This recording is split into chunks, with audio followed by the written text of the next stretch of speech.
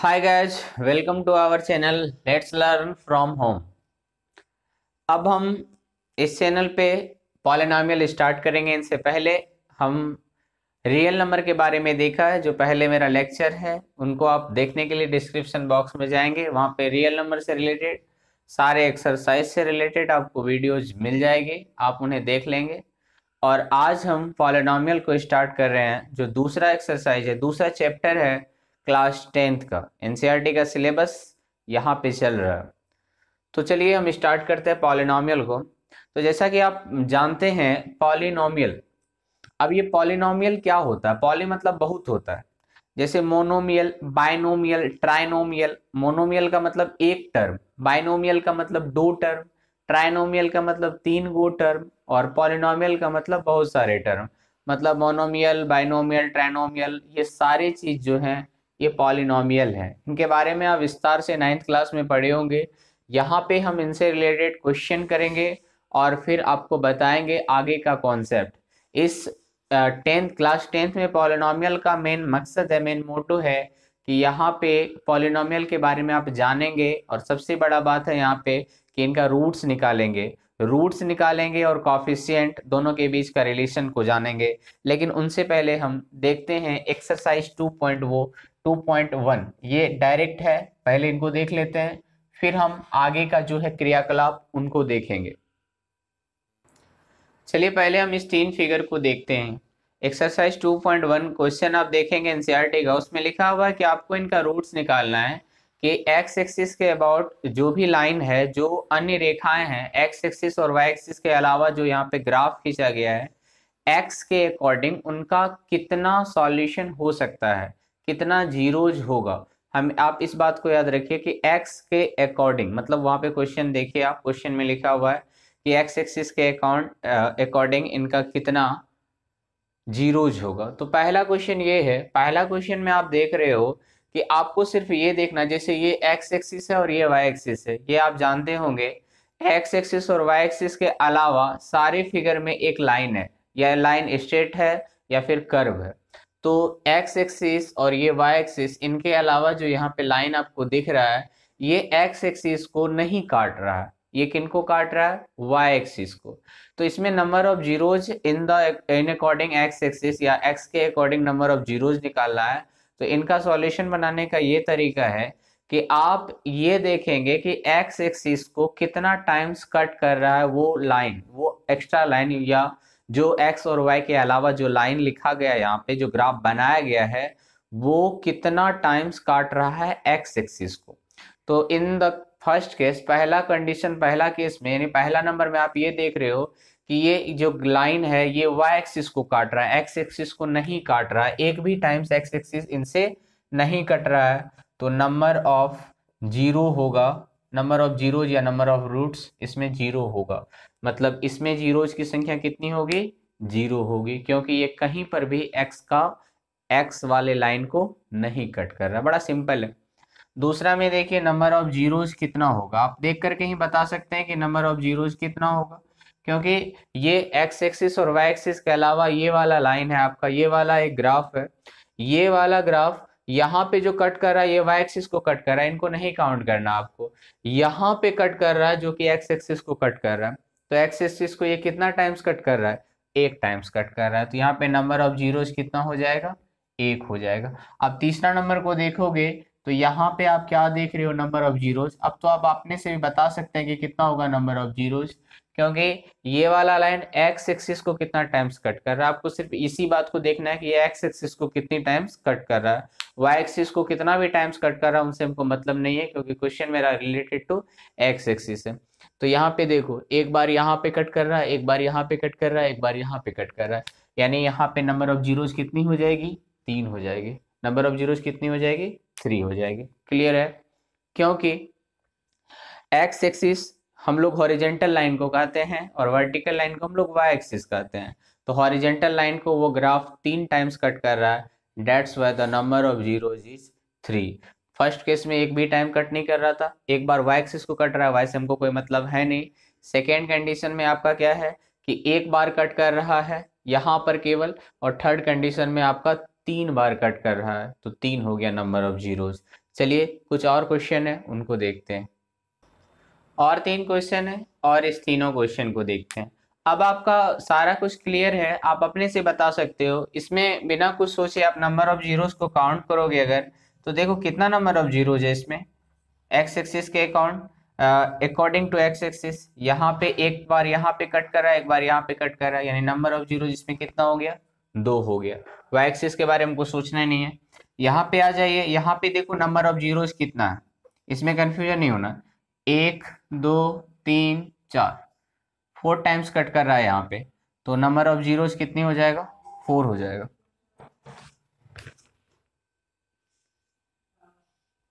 चलो, और फिर यहाँ पे नंबर ऑफ जीरोस देख लो कितना होगा, नंबर ऑफ जीरोस यहाँ पे एक बार यहाँ पे कट कर रहा है, एक बार यहाँ पे, एक बार यहाँ पे टच कर रहा है, तो नंबर ऑफ जीरोस कितना हो गया, 3 हो गया। तो ये बहुत ही सिंपल है, केवल आपको ये देखना है कि हॉरिजेंटल लाइन को जो कितना टाइम्स कट कर रहा है, कोई जो कर्व रेखा है या स्ट्रेट लाइन है वो इनको कितना टाइम्स कट कर रहा है, जितना टाइम्स कट कर रहा है बस वही नंबर ऑफ जीरोस हो गया। यानी ये एक्सरसाइज आपका फ्री में था, इसमें कुछ ज्यादा सोचने का आपको जरूरत नहीं है, केवल और केवल आपको देखना है कि एक्स एक्सिस को कितना टाइम्स कट कर रहा है, जितना टाइम्स एक्स एक्सिस को कट कर रहा है उतना ही हो गया नंबर ऑफ जीरोस। क्लियर है, कोई दिक्कत नहीं होनी चाहिए। चलिए अब हम आगे चलते हैं, जो पॉलिनोमियल का मेन थीम है क्लास 10th में कि आपको बताना चाह रहा है कि आखिर पॉलिनोमियल में आपको जानना क्या है, वो ये जानना है कि आपका रिलेशन, मतलब आपका रिलेशन नहीं, यहाँ पे पॉलिनोमियल का जो रिलेशन कोफिशिएंट और रूट्स के बीच में क्या होता है उनके बारे में हम लोग अभी जानेंगे कि किस प्रकार से हम उनके रिलेशंस के बारे में जान पाएंगे। चलिए हम पहले बात कर लेते हैं कुछ पॉलिनोमियल के टाइप्स के बारे में। पॉलिनोमियल का टाइप्स जो होता है वो 2 बेसिस पे होता है। एक बेसिस होता है इसके टर्म के बेसिस पे कि आखिर इसमें कितना टर्म है। जैसे कि टर्म के बेसिस पे अगर हम बात करें, एक है 4x² और दूसरा है 3x + 5y और तीसरा है x + y + 3 सपोज करो।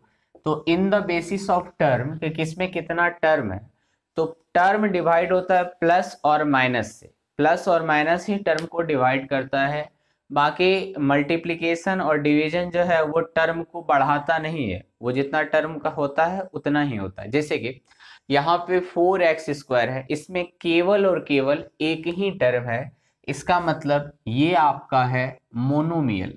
ये आपका क्या है, मोनोमियल। मोनो मतलब एक होता है और मियल मतलब ये पॉलिनोमियल का पहला टाइप्स है जिसमें केवल और केवल एक ही टर्म हो। मोनोमियल का ये बात है कितना भी बड़ा पद रहे, जैसे 4x² y² z⁵ कुछ भी रहे, ये एक ही टर्म कहलाएगा अगर बीच में उसका प्लस और माइनस नहीं है तो ये मोनोमियल हुआ। उसके बाद दूसरा जो आप देख रहे हो 3x + 5y, ये प्लस आ गया बीच में, टर्म डिवाइड हो गया, 3x एक टर्म 5y दूसरा टर्म, तो इसमें नंबर ऑफ टर्म्स 2 है और जिसमें 2 गो टर्म हो वो आपका कहलाएगा बाइनोमियल, वो आपका कहलाएगा बाइनोमियल। और नीचे वाले में आप देख रहे हो पहला टर्म दूसरा टर्म तीसरा टर्म, इसमें 3 टर्म है, ये कहलाएगा आपका ट्राइनोमियल। उसी प्रकार क्वाड्रोनोमियल, उसके बाद आगे बढ़ते चले जाएगा और पॉलिनोमियल का टाइप्स होते रहेगा। तो बेसिकली हम लोगों को मोनोमियल बाइनोमियल और ट्राइनोमियल के बारे में ही जानना है। ये तो टर्म के बेसिस पे हुआ, और यहाँ पे ज़्यादा जो आपको पढ़ना है, मतलब ज़्यादा जो जानना है वो ये जानना है कि आपका पावर के बेसिस पे कि किस पॉलिनोमियल को आप किस डिग्री में रखेंगे, उनके विषय में आपको यहाँ पर ज़्यादा जानने का जरूरत है। यहाँ पर देखो, यहाँ पे क्या करना है आपको, जैसे कि x + 3 है, x + 3 एक पॉलिनोमियल है, इसमें 2 टर्म है उनसे मतलब नहीं, लेकिन ये पॉलिनोमियल है। अब x + 3 का डिग्री क्या होगा, डिग्री आप जानते होंगे डिग्री के बारे में, the highest power of variables, variables का जो हाईएस्ट पावर होता है वही डिग्री कहलाता है। तो यहाँ पर वेरिएबल तो आपका x ही है, तो x का जो पावर है, x का पावर तो 1 है, तो इनका डिग्री कितना होगा, 1 होगा। एक और एग्जांपल लेते हैं, x² + 5x + 6। यहाँ पे इस क्वेश्चन को देखो, इसमें वेरिएबल्स का पावर, यहाँ पे वेरिएबल का पावर 2 है, यहाँ पे वेरिएबल का पावर 1 है, यहाँ पे 6 के पास तो वेरिएबल है ही नहीं। अब द हाईएस्ट वेरिएबल यानी the maximum power of the polynomial, तो यहाँ पे 2 और 1, तो बड़ा कौन है? 2 है, तो डिग्री इनका कितना हो जाएगा? 2 हो जाएगा। तो आप इसी बात को याद रखेंगे कि सबसे ज्यादा पावर जो होगा वही आपका कहलाएगा पूरा डिग्री, पूरा पॉलिनोमियल का डिग्री वही कहलाएगा जो हाईएस्ट होगा। यहाँ पे 3 होगा क्योंकि 3 हाईएस्ट पावर है। तो ये बड़ा अच्छा है, इसमें कोई खास दिक्कत आपको नहीं होनी चाहिए। तो इसमें सिर्फ आप यही देखोगे कि सबसे ज्यादा क्या है। अब ये बताने का मेरा यहाँ पर मकसद क्या है, उनके विषय में जानिए। चलिए इनके विषय में जानते हैं कि अगर किसी भी पॉलिनोमियल का डिग्री 1 है या पावर 1 है तो उसका 1 ही वैल्यू आएगा, उसका केवल और केवल एक वैल्यू आएगा। अगर कहीं पे x प्लस 3 इक्वल टू आपको 0 दे देगा तो x का वैल्यू -3 होगा, उनके अलावा x का और कोई वैल्यू नहीं होगा। अगर यहाँ पे x square plus 5x plus 6 equal to हम 0 कर दें तो x का 2 को वैल्यू आएगा क्योंकि इनका डिग्री 2 है, इनका पावर 2 है। अगर इनका वैल्यू निकालेंगे तो इनमें x का 3 को वैल्यू आएगा क्योंकि इनका डिग्री 3 है। तो यहाँ पे आपको ये बात जाननी है कि जिस पॉलिनोमियल का जितना डिग्री होगा उतना ही उनका जीरोज होगा, उतना ही उनका रूट्स होगा। द हाईएस्ट जितना पावर हो उतना ही रूट्स होगा। तो यहाँ पे बेसिकली हम लोगों को क्वाड्रेटिक पॉलिनोमियल के बारे में जानना है। हाँ, क्वाड्रेटिक पॉलिनोमियल किसको कहेंगे? ऑब्वियस सी बात है, अभी आप पढ़े थे क्वाड मतलब 2 होता है। तो क्वाड्रेटिक पॉलिनोमियल जिसका डिग्री 2 हो, जिस polynomial a polynomial in which degree is 2, जिसका डिग्री 2 हो वही कहलाएगा आपका क्वाड्रेटिक पॉलिनोमियल। याद रखेंगे, जिसका डिग्री 3 होगा वो आपका कहलाएगा क्यूबिक पॉलिनोमियल। जैसे कि इसका डिग्री 3 है तो ये कहलाएगा आपका क्यूबिक पॉलिनोमियल, और इनका डिग्री 2 है तो ये कहलाएगा आपका क्वाड्रेटिक पॉलिनोमियल, और इनका डिग्री 1 है ये कहलाएगा आपका लीनियर पॉलिनोमियल। जिनका डिग्री 1 हो वो लीनियर कहलाता है, जिसका 2 हो क्वाड्रेटिक कहलाएगा, और जिसका 3 हो वो क्यूबिक कहलाएगा। बस इस बात को याद रखना, और ये बात याद क्या, ये बात तो आपको याद ही होगा। जिसका डिग्री 1 लीनियर, डिग्री 2 क्वाड्रेटिक और डिग्री 3 क्यूबिक। तो हम लोगों को बेसिकली क्लास 10th में क्वाड्रेटिक पॉलिनोमियल के बारे में ज़्यादा अच्छे तरीके से जानना है एनसीईआरटी में, क्योंकि इनका जो रूट्स निकलेगा और इनका जो कॉफिशिएंट होगा उनके विषय में हम लोगों को यहाँ पे अध्ययन करना है। देखते हैं इनको, देखते हैं इनमें यहाँ पे क्या लिखा हुआ है। यहाँ पे हम क्वाड्रेटिक पॉलिनोमियल को लिखा है। क्वाड्रेटिक पॉलिनोमियल का जो स्टैंडर्ड फॉर्म होता है वो होता है ax² plus bx plus c। ये स्टैंडर्ड फॉर्म कहलाता है ax² plus bx plus c। याद रखेंगे ये आपका स्टैंडर्ड फॉर्म है क्वाड्रेटिक पॉलिनोमियल का। अब यहाँ पे a b c का वैल्यू कुछ भी हो सकता है, जैसे 3x² plus 5x plus c। तो अब a कौन होगा, b कौन होगा, c कौन होगा, वो तो आप यहाँ से देख ही रहे हैं कि a जो होगा वो x² का कॉफिशिएंट। सपोज करो यहाँ पर 3x² होता तो a का वैल्यू हो जाता 3। b कौन होगा, x का कॉफिशिएंट होगा, आइदर पॉजिटिव और नेगेटिव दोनों हो सकता है। जैसे यहाँ पे अगर प्लस 2x रहेगा तो b का वैल्यू प्लस 2 होगा, -2x रहेगा तो b का वैल्यू -2 होगा, और एक टर्म जो कांस्टेंट रहता है लास्ट में वो c कहलाता है। अगर इसमें 3 गो टर्म है तो किसी में अगर सपोज करो जैसे डायरेक्ट दे देगा 3x² प्लस 5। अब इनसे थोड़ा सा देखिए कोई एग्जाम्पल समझते हैं हम थोड़ा सा। जैसे 3x² प्लस 5x माइनस 3, ये एक क्वाड्रेटिक पॉलिनोमियल है। इसमें से तुमको अगर पूछे a का वैल्यू क्या होगा, b का वैल्यू क्या होगा और c का वैल्यू क्या होगा, तो ये तो बहुत ही ज्यादा आसान है क्वेश्चन। क्यों? क्योंकि a का वैल्यू जो होगा वो 3 होगा, b का वैल्यू जो होगा वो 5 होगा, और c का वैल्यू जो होगा -3 होगा। ऐसा क्यों होगा? अभी हम आपको पढ़ाए कि a जो होता है वो कॉफिशिएंट ऑफ x² होता है, यानी x² का जो कॉफिशिएंट है वो a कहलाएगा, और x का जो कॉफिशिएंट है, यहाँ पे x का कॉफिशिएंट क्या, कॉफिशिएंट समझ रहे हैं ना, x² का कॉफिशिएंट के का मतलब हुआ कि x वो टर्म में, जिस टर्म की हम बात कर रहे हैं, जिस टर्म में x² है उस टर्म में x² के अलावा जो भी चीज है वो x² का कॉफिशिएंट कहलाएगा। तो यहाँ पर x² के अलावा 3 है, तो यहाँ पर a का वैल्यू हो गया 3। अब फिर b की बात करें तो b का वैल्यू वो होगा जो x होगा, केवल x का कोफिशिएंट, तो x के साथ 5 है तो b का वैल्यू हो गया 5। और c होगा कांस्टेंट टर्म, कांस्टेंट टर्म यहाँ पर -3 है, अगर +3 होता तो c का वैल्यू +3 होता। इनसे रिलेटेड एक एक्सरसाइज भी है, शायद आप देखिएगा, तो उनका सारा क्वेश्चन इसी ढंग से बनेगा। अब इसमें से कुछ क्वेश्चन और हम आपको करवाते हैं, ये बहुत ही आसान, इसमें कुछ है नहीं, कुछ क्वेश्चन और देखिए कि आप किस प्रकार से उनको बनाएंगे, ताकि ए और बी सी का वैल्यू, पहले आप ए बी सी का वैल्यू फाइंड आउट करने सीखिए कि कैसे ए बी और सी का वैल्यू पता करेंगे। इस क्वेश्चन में तो आराम से आप ए बी सी का वैल्यू फाइंड आउट कर सकते हैं। अब क्वेश्चन को थोड़ा सा अलग ढंग से अगर पेश करे वो, और उसमें से कहे आपको ए बी सी का वैल्यू निकालने के लिए, तो भी आपको कोई दिक्कत नहीं होगी। जैसे कि एक क्वेश्चन ये दे दे 3x² + 5। अब यहाँ पर तुमको अगर ए बी और सी का वैल्यू पूछे तो आप चिंता में नहीं पड़ना आपको। क्यों? क्योंकि ए हमने पढ़ाया है आपको कि ए जो होता है वो x² का कॉफिशिएंट होता है, तो यहाँ पे x² का कॉफिशिएंट कितना है? 3 है, तो ए का वैल्यू तो आराम से आप लिख सकते हो 3। ए का वैल्यू कितना हो गया? 3 हो गया। बी का वैल्यू हम पढ़ाए कि बी जो होता है वो x का कॉफिशिएंट होता है, लेकिन इस यहाँ पर x वाला टर्म गायब है, जो वाला टर्म है ही नहीं उनके बारे में हमको सोचना है क्या, यानी वो वाला टर्म यहाँ पे नहीं है, तो बी का वैल्यू यहाँ पे कितना हो जाएगा? 0 हो जाएगा। जो वाला टर्म यहाँ पे नहीं है उनका वैल्यू कितना होगा? 0 होगा। और सी का वैल्यू कितना है? 5 है। यहाँ पे गलती होने का चांसेस ज्यादा होता है, बच्चे क्या करते हैं, x² का कॉफिशिएंट 3 है, a बराबर 3 लिख दिया, b बराबर 5 लिख दिया और c बराबर 0 कर दिया। वो आपको नहीं करना है। क्यों नहीं करना है? क्योंकि आप जान रहे हैं कि a क्या होता है, b क्या होता है, c क्या होता है। हम आपको बताएं अच्छे तरीके से कि a होता है x² का कॉफिशिएंट।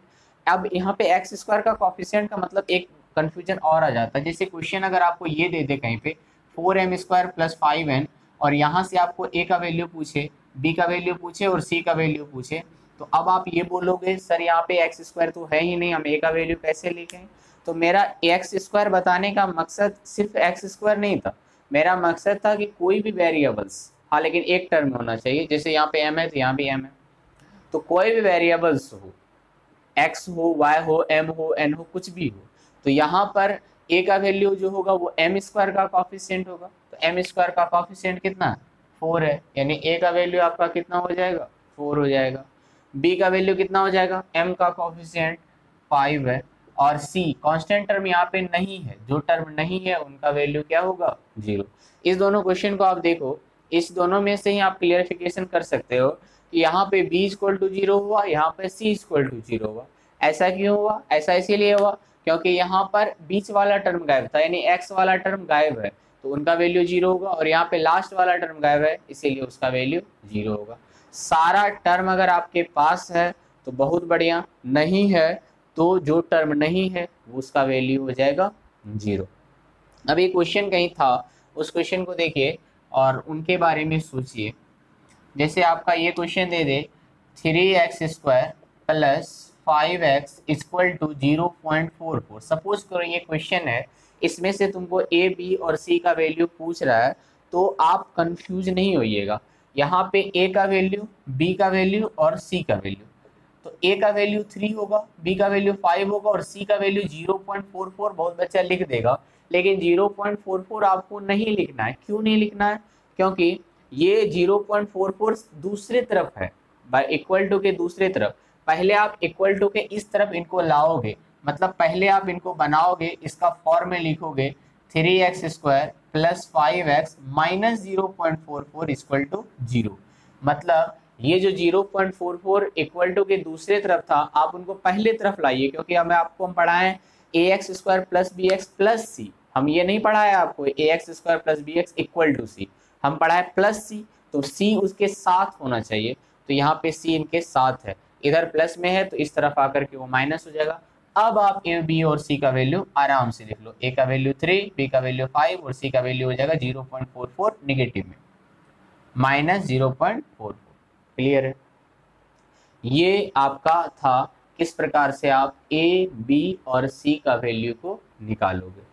तो आप ए बी सी का वैल्यू को कैसे निकालोगे, इनके बारे में आप पूरी तरीके से यहाँ पर जान चुके हो। चलिए,